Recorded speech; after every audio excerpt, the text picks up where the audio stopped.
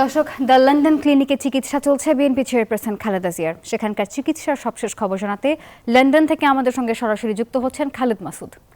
Masud, BNP chairperson Khaleda জিয়ার চিকিৎসা নিয়ে লন্ডন ক্লিনিক নতুন কি কোনো তথ্য জানিয়েছে কিনা জানাবেন?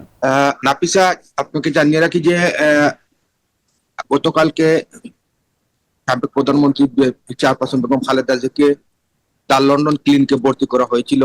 সেখানে চিকিৎসা শেষে বিকাল 2টা 50 ব্রিফ করেন ওনার ব্যক্তিগত চিকিৎসক ডক্টর জাহিদ মালিক।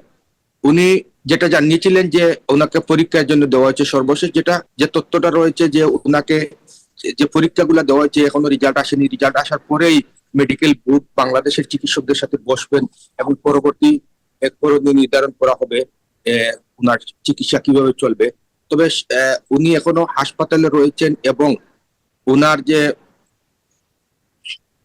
যে গত রাত্রে উনি বাংলাদেশি খাবার খেয়েছেন সবাইকে নিয়ে, এবং আজকে বিকালেই ওনার মেডিকেল নিয়ে তথ্য দিতে পারবেন বলে জানিয়েছেন বিএনপির যুক্তরাজ্য বিএনপির সভাপতি এম মালেক এবং সাধারণ সম্পাদক কৌসরে আহমদ।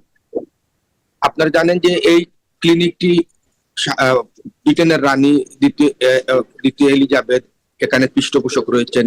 এখানে নামি দামি ব্রিটেন সহ বিভিন্ন দেশের নামকরা ব্যক্তিদের চিকিৎসা করা হয়। আমরা আশা করি আপনাদেরকে বিকালেই আরো কিছু সর্বশেষ তথ্য দিতে পারবো। এই ছিল আমাদের কাছে সর্বশেষ তথ্য।